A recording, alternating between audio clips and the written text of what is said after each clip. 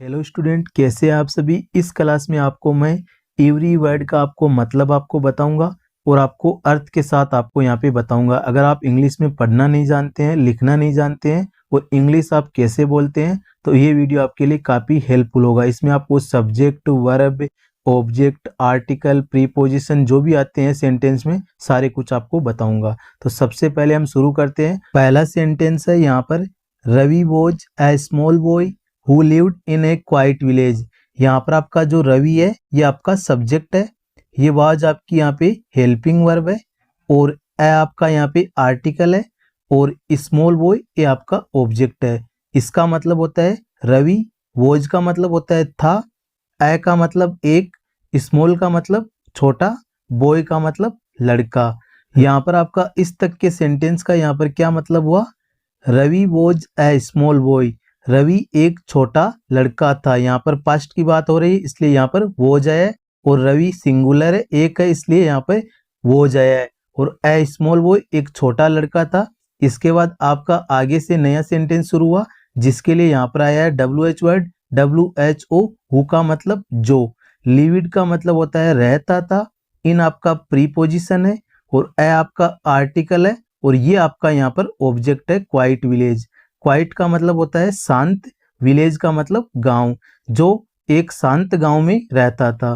पूरा सेंटेंस बना, Ravi was a small boy who lived in a quite village. Ravi एक small लड़का था, छोटा लड़का था, जो lived in a quite village, एक शांत गांव में रहता था। यहाँ पर मैंने आपको पूरी वोकेबुलरी आपको दे रखी है ताकि आप इसको रीड कर सकते हैं और अपनी पेन कॉपी में आप यहाँ पे पेन से आप लिख सकते हैं, अपनी कॉपी में नोटबुक में आप ऐड कर सकते हैं। और आपको नीचे हिंदी अर्थ भी मैंने आपको यहाँ पे दे रखा है, रवि एक छोटा लड़का था जो एक शांत गांव में रहता था। ये एक स्टोरी टाइप में है, आप इसको पढ़ोगे तो आपकी इंग्लिश इम्प्रूव हो जाएगी।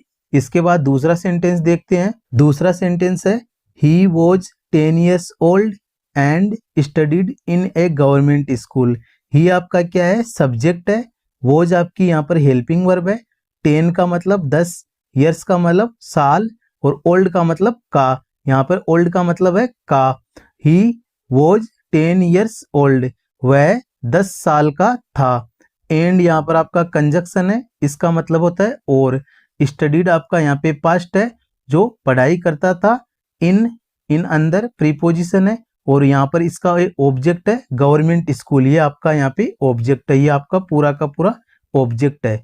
इन ए गवर्नमेंट स्कूल, वह 10 साल का था, एक सरकारी स्कूल में पढ़ता था। यहाँ पर मैंने पूरी वोकेबुलरी आपको दे दी। ही का मतलब वह, वॉज का मतलब था, 10 का मतलब 10, यस का मतलब साल, ओल्ड का मतलब का। वैसे तो ओल्ड का मतलब बुढ़ा होता है, लेकिन यहाँ पर इसका जो सेंस है, ओल्ड का मतलब का है और एंड का मतलब और। यहाँ पर ये कंजक्शन है। स्टडीड आपका यहाँ पे पास्ट है, इसलिए यहाँ पे पढ़ता था। इन आपका प्रीपोजिशन है, इसका मतलब होता है में। यहाँ पर ये प्री की स्थिति आपका यहाँ पे बताता है। ए आपका आर्टिकल है, इसका मतलब होता है एक, गवर्नमेंट स्कूल यानी सरकारी स्कूल में पढ़ता था। अगला सेंटेंस देखते हैं। अगला sentence, Ravi like going to school. Ravi like पसंद करता था, गोइंग का आपकी यहाँ पे मेन वर्ब है, V1 प्लस आपकी ING है, टू आपका यहाँ पे प्रीपोजिशन है और इसका ये ऑब्जेक्ट है स्कूल, यानी Ravi like going to school. Ravi पसंद करता था स्कूल जाना, यानी रवि को स्कूल जाना पसंद था। इसके बाद आपका यहाँ पे बट कंजक्शन है, बट का मतलब हो लेकिन। इसके बाद आपकी नई क्लोज यहाँ से स्टार्ट हुई है, इसका यहाँ पर ही आपका क्या है, सब्जेक्ट है। यहाँ पर वॉज आपकी यहाँ पे हेल्पिंग वर्ब है और वेरी साई, साई का मतलब होता है शर्मिला, बहुत शर्मिला। वेरी आपका एडजेक्टिव है, साई आपका शर्मिला, एंड आपका यहाँ पे कंजक्शन है और इसका मतलब होता है और। अफ्रेड का मतलब डरा हुआ। ओप आपका यहाँ पे प्रीपोजिशन है, जिसका यहाँ पे ये ऑब्जेक्ट है स्पीकिंग इंग्लिश। ओप का मतलब होता है का मतलब होता है इंग्लिश बोलने में। तो यहाँ पर इसका क्या मतलब हुआ, Ravi liked going to school, Ravi school जाना पसंद करता था, लेकिन ही वॉज वेरी साई, वह शर्मिला था, एंड अफ्रेड डरा हुआ था, ओप किससे, इंग्लिश स्पीकिंग इंग्लिश से वह डरा हुआ था। हिंदी अर्थ यहाँ पे नीचे आपको दिया गया है, यहाँ पर ये पूरी इसकी वोकेबुलरी आप यहाँ पे पढ़ सकते हैं। अगला सेंटेंस है, एवरी मॉर्निंग। एवरी मॉर्निंग का मतलब होता है प्रत्येक सुबह, या हर सुबह। ही आपका सब्जेक्ट है, इसका मतलब होता है वह। यहाँ पर रवि की बात हो रही है इसलिए इसके लिए ही आया है। इसका आगे है वोक अप। वोक अप का मतलब होता है उठता, यानी वोक आया है, वेक से आपका वोक बना है, पास्ट की बात हो रही है इसलिए यहाँ पे वोकअप आया है, उठता। अर्ली का मतलब होता है सुबह। सुबह, वह सुबह जल्दी उठता। एंड आपका यहाँ पे कंजक्शन, इसका मतलब होता है और। हेल्प आपके यहाँ पे V2 है। यहाँ पे हेल्प का मतलब होता है मदद करता था। किसकी मदद करता था? हिज मदर, अपनी माताजी की वह मदद करता था। यहाँ पर हर काम, एवरी का मतलब हर, मॉर्निंग का मतलब सुबह, ही का मतलब वह, वोकअप का मतलब उठता, अर्ली का मतलब जल्दी, एंड का मतलब और, हेल्प का मतलब मदद करता, हिज का मतलब उसकी, मदर का मतलब माँ, यानी अपनी माँ की वह मदद करता था। अगला है ही का मतलब आपका सब्जेक्ट है, क्लीन्ड द हाउस, वह घर साफ करता। फीड द काउ, गाय को खिलाता। एंड आपका और, देन फिर, गोट होना, रेडी यानी तैयार, फॉर के लिए स्कूल, फिर स्कूल के लिए तैयार होता, यानी वह अपने घर को साफ करता, काऊ को खिलाता, एंड फिर स्कूल के लिए तैयार होता। वन डे, वन का मतलब एक, डे का मतलब दिन, एक दिन। है आपका आर्टिकल है, इसका मतलब होता है एक। न्यू का मतलब नई। टीचर का मतलब अध्यापक। केम का मतलब आई। टू का मतलब प्रीपोजिशन, इसका ये ऑब्जेक्ट यानी हिज स्कूल, उसकी स्कूल में, यानी एक दिन उसकी स्कूल में एक नई शिक्षक आई। One day new teacher came to his school, यहाँ पे एक दिन उसकी स्कूल में नई टीचर यहाँ पे आई। पास्ट की यहाँ पे बात हो रही है इसलिए आपका यहाँ पे केम आया, कम ना के। इस प्रकार से आपका ये सेंटेंस बना, one day a new teacher came to his school. अगला सेंटेंस देखते हैं, her name was miss Ananya. Her का मतलब उसका, नेम का मतलब नाम, वॉज का मतलब था, मिस का मतलब मिस हम लगाते हैं, और अनन्या का मतलब अनन्या, उसका नाम अनन्या था, यानी हर नेम वॉज मिस अनन्या, उसका नाम अनन्या था। अगला सेंटेंस, एल का मतलब मुस्कुराई, एंड का मतलब और, सेड का मतलब कहा।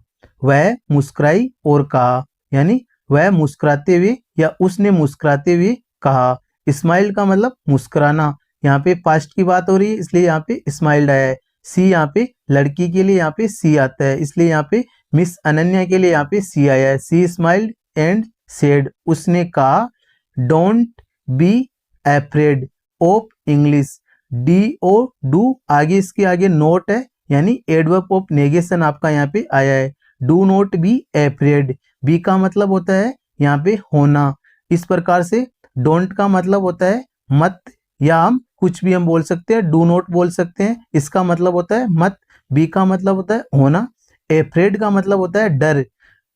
ओप का मतलब होता है का। इंग्लिश का मतलब होता है अंग्रेजी, यानी इंग्लिश से डरो मत। Don't be afraid of English, English से डरो मत, यानी उसने मुस्कुराते हुए कहा इंग्लिश से डरो मत। इस प्रकार से आपका ये सेंटेंस है। अगला जो सेंटेंस है, रवि लिसन केयरफुली। रवि ने ध्यान से सुना, लिसन यानी सुना, केयरफुली यानी ध्यानपूर्वक उसने सुना। रवि ने ध्यानपूर्वक सुना। एंड और, फेल्ट का मतलब होता है महसूस करना। ब्रेव का मतलब होता है बहादुर। टू आपका यहाँ पे प्रीपोजिशन है, इसका ये ऑब्जेक्ट है स्पीक इंग्लिश। यहाँ पर रवि ने ध्यान से सुना और महसूस किया, ब्रेव टू स्पीक इंग्लिश, बहादुर महसूस किया बोलने में, इंग्लिश बोलने में बहादुर महसूस किया। यहाँ पर ये वोकेबुलरी आपको मैंने दिखा दिया, वोकेबुलरी आप यहाँ पे रीड कर सकते हैं। इसके बाद अगला सेंटेंस है, ही प्रैक्टिस्ड एवरी डे। ही आपका यहाँ पे सब्जेक्ट है, रवि के लिए यहाँ पे ही आया है। ही का मतलब होता है वह। प्रैक्टिस्ड का मतलब होता है अभ्यास करना।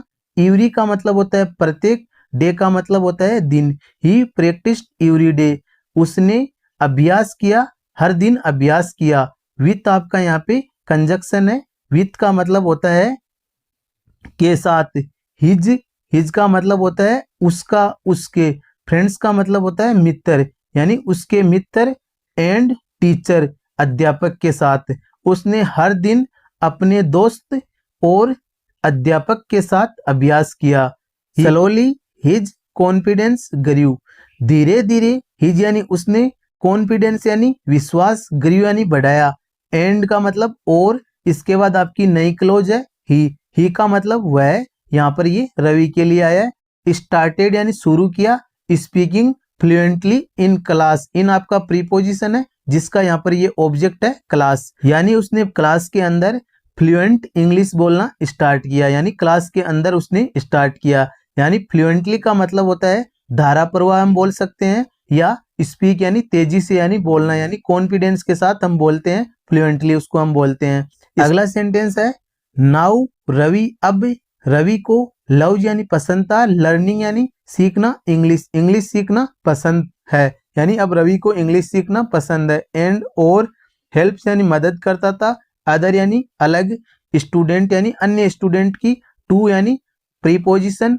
स्पीक इंग्लिश यानी अंग्रेजी बोलने में मदद करता था, अदर स्टूडेंट की वह मदद करता था। नाउ का मतलब अब, रवि का मतलब यहाँ पे रवि सब्जेक्ट है, लव्स का मतलब पसंद करता था, लर्निंग का मतलब सीखना, इंग्लिश का मतलब अंग्रेजी, एंड आपका कंजक्शन इसका मतलब और, हेल्प्स का मतलब मदद करना, अदर यानी अन्य दूसरे, स्टूडेंट का मतलब छात्र, टू आपका यहाँ पे प्रीपोजिशन है इसका मतलब होता है को, स्पीक का मतलब बोलना, इंग्लिश का मतलब इंग्लिश, यानी इंग्लिश बोलने में वह मदद करता था।